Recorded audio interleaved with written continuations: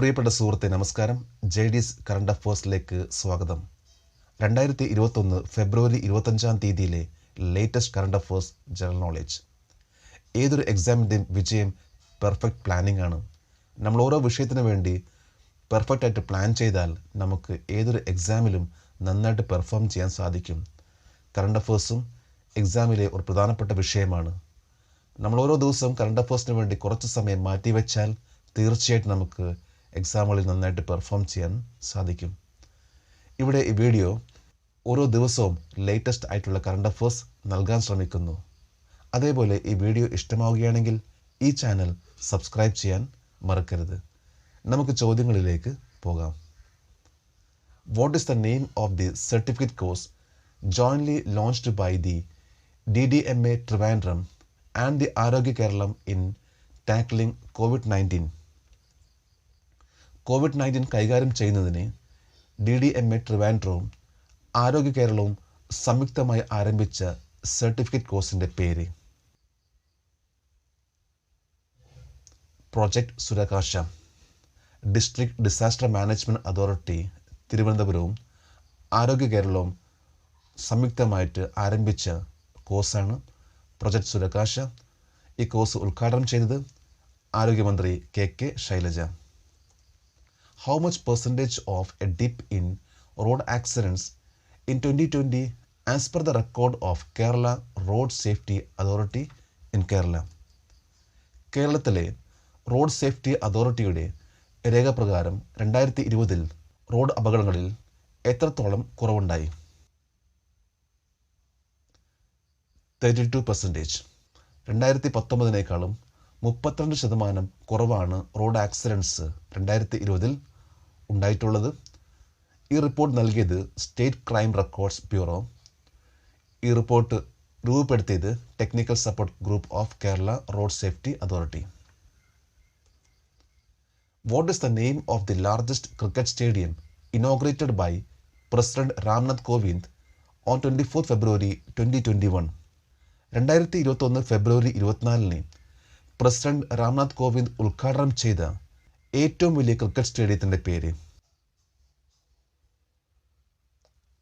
Narendra Modi stadium.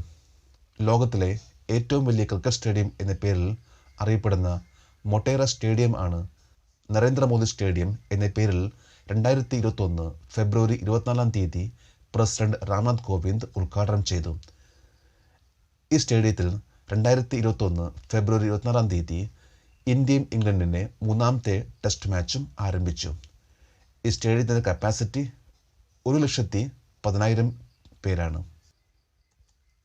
Which place has been added by UPSC, the 73rd centre in the country to hold the preliminary exam for civil services? Civil സർവീസിനായുള്ള പ്രാഥമിക പരീക്ഷ നടത്താൻ രാജ്യത്തെ 73ാമത്തെ കേന്ദ്രമായി UPSC ഏത് സ്ഥലമാണ് ചേർത്തത്? ലേ. യൂണിയൻ ടെറിട്ടറി ലഡാക്കിലെ ലേ ആണ് UPSC 73ാമത്തെ സെൻറ്റർ ആയിട്ട് 2021 ജൂൺ 27 നടക്കുന്ന UPSCയുടെ പ്രാഥമിക പരീക്ഷയ്ക്ക് വേണ്ടിയുള്ള കേന്ദ്രമാക്കി ചേർത്തത്. Union environment minister Prakash Javadekar used which language for the first time at UNSC debate on climate change? കാലാവസ്ഥാ വ്യതിയാനത്തെക്കുറിച്ചുള്ള UNSC ചർച്ചയിൽ കേന്ദ്ര പരിസ്ഥിതി മന്ത്രി പ്രകാശ് ജാവ്ദേക്കർ ആദ്യമായി ഏത് ഭാഷ ഉപയോഗിച്ചു? Sanskrit. United Nations security council ആദ്യമായിട്ടാണ് സംസ്കൃതം ഉപയോഗിക്കുന്നത്. പ്രകാശ് ജാവ്ദേക്കർ 2021 ഫെബ്രുവരി 23 ക്ലൈമറ്റ് ചേഞ്ചിനെ കുറിച്ചുള്ള ചർച്ചയിൽ ഒരു സംസ്കൃത ശ്ലോകത്തിലൂടെയാണ് തൻ്റെ പ്രസംഗം ആരംഭിച്ചത്. Which country has become the first country to receive free coronavirus vaccines through the COVAX vaccine sharing initiative? Covax vaccine പങ്കിടൽ സംരംഭത്തിലൂടെ സൗജന്യ കൊറോണ വൈറസ് വാക്സിനുകൾ ലഭിച്ച ആദ്യത്തെ രാജ്യമായി മാറിയ രാജ്യം ഘാന. 2021 ഫെബ്രുവരി 24 ഘാനയുടെ ക്യാപിറ്റൽ അക്രയിൽ ആണ് ആസ്ട്രൻ സെനിക്കയുടെയും ഓക്സ്ഫോർഡ് യൂണിവേഴ്സിറ്റിയുടെയും ഡെവലപ്പ് ചെയ്തിട്ടുള്ള വാക്സിൻ എത്തിയത്? In which country the Supreme Court reinstates Parliament dissolved by government in December 2020? 2020 ഡിസംബറിൽ സർക്കാർ പിരിച്ചുവിട്ട പാർലമെന്റ് സുപ്രീം കോടതി പുനഃസ്ഥാപിക്കുന്നത് ഏത് രാജ്യത്താണ്? നേപ്പാൾ. 2020 ഡിസംബർ 20 പിരിച്ചുവിട്ട ഗവൺമെന്റിനെ വീണ്ടും പുനഃസ്ഥാപിച്ചുകൊണ്ട് ചീഫ് ജസ്റ്റിസ് ചോളേന്ദ്ര സുംഷേർ റാന 2021 ഫെബ്രുവരി 23 ഓർഡർ പുറത്തിറക്കി. ഇത് പ്രകാരം നേപ്പാളിൽ ഹൗസ് ഓഫ് റെപ്രസെൻറ്റേറ്റീവ്സ് വീണ്ടും പുനഃസ്ഥാപിക്കപ്പെട്ടു. Who is the only second Indian fast bowler after former captain Kapil Dev to play 100 test matches? മുൻ ക്യാപ്റ്റൻ കപിൽ ദേവിന് ശേഷം 100 ടെസ്റ്റ് മത്സരങ്ങൾ കളിച്ച രണ്ടാമത്തെ ഇന്ത്യൻ ഫാസ്റ്റ് ബൗളർ ആരാണ്? ഇഷാൻ ശർമ്മ. കപിൽ ദേവിന് ശേഷം 100ാമത്തെ ടെസ്റ്റ് മാച്ച് കളിക്കുന്ന രണ്ടാമത്തെ ഫാസ്റ്റ് ബൗളർ ആണ് ഇഷാൻ ശർമ്മ.